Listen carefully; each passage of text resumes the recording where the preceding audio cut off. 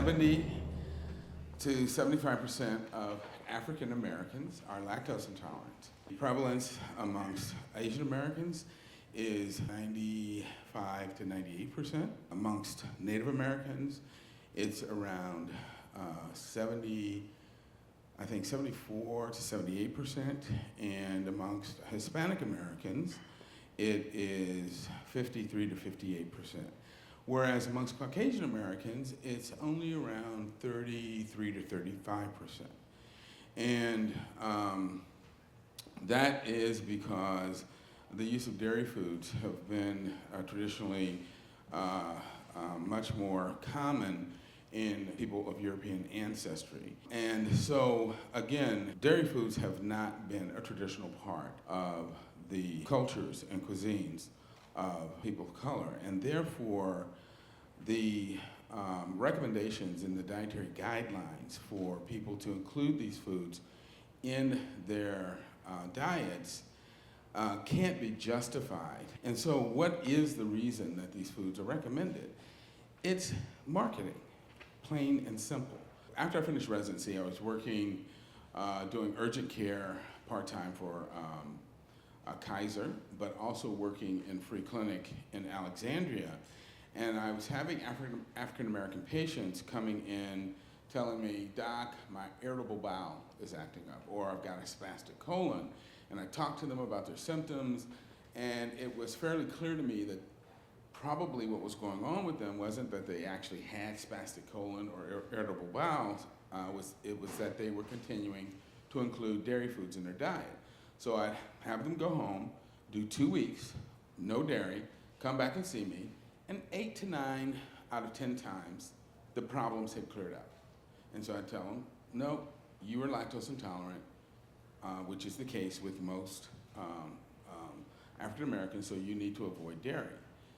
Well, the clincher came when this one older black woman came back, and I said to her, she said the problem had cleared up, and I said, well, you're lactose intolerant. She looked at me and said, I know that.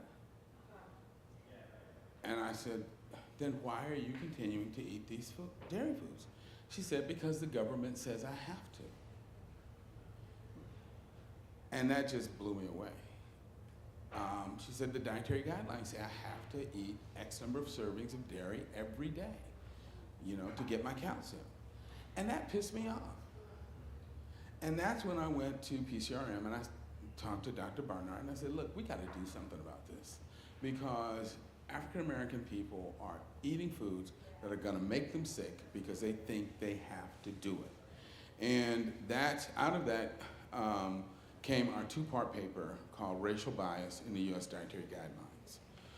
Part 1 of the paper dealt with the issue of lactose intolerance in communities of color, and then Part 2 dealt with the larger issue of the fact that an animal food centered diet is going to create disproportionate levels of disease in communities of color because of the presence of what are called thrifty genes.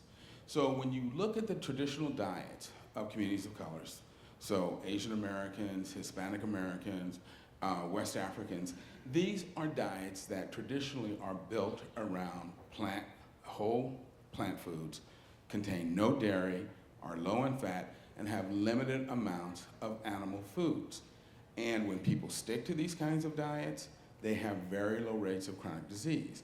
But when they start to adapt a Western style, high fat, high animal food centered diet, particularly when they start to consume a lot of meat and dairy foods, their rates of chronic disease not only skyrocket, but they typically begin to exceed those in the general population. And so by encouraging people to consume a Western-style diet, the government knows that they are going to ultimately promote excess rates of disease in communities of color. And to do this deliberately is a form of institutional racism. But it's particularly egregious in communities of color because with respect to the issue of dairy foods, what is the primary reason the government encourages people to consume dairy foods? What? Calcium, right? And what is the primary reason for consuming calcium? Come on, you guys know. Bones. Well, first of all, there is no commercial you will ever see on TV that will tell you that eating dairy foods will give you strong bones, because there is no study that has ever shown it. There's a commercial that came out a couple years ago. There are some black guys playing basketball. And then there's this idiot that comes out in a milk carton costume. And he starts talking smack with the guys playing basketball. He says, if you want to be good at basketball, you need strong bones. And he says, milk has calcium. And for strong bones, you need calcium. And he leaves you to make the inference that drinking milk with the calcium is going to give you strong bones, but he never says it. He never says it because no study has ever shown it. In fact, every study has shown exactly the opposite, that the more milk you drink, the more likely you are to have osteoporosis. But it actually gets worse than that, because every study has always shown that for some reason, black women are genetically protected against osteoporosis. Black women don't get osteoporosis, period. And so the primary reason for allegedly drinking milk, black women are protected against it anyway. So the government is encouraging African American women to drink milk for no good reason, knowing that it's going to make them sick in the process. That's disgusting. It also knows that women who drink milk are more likely to get ovarian cancer. It knows that when African American men drink milk, they are more likely to get prostate cancer, and they're more likely to die from it. Also knowing that African American men are more likely to have problems with access to health care. And so when they get the prostate cancer, it's going to be AMF yo-yo. Y'all know what that stands for? Adios, I'm going to use a polite term, my friend, you're on your own.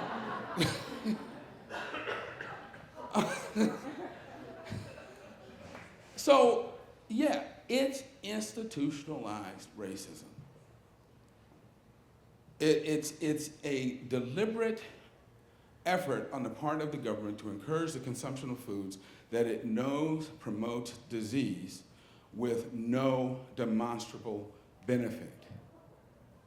And our government has had a history of taking minority communities, putting them in a position of food insecurity, and thereby making them dependent upon the government for food subsidies that it then uses essentially as dumping grounds for agricultural excess, and basically dumps these commodity foods into these communities, and these, again, are the foods that promote chronic disease. That's pretty much it in a nutshell.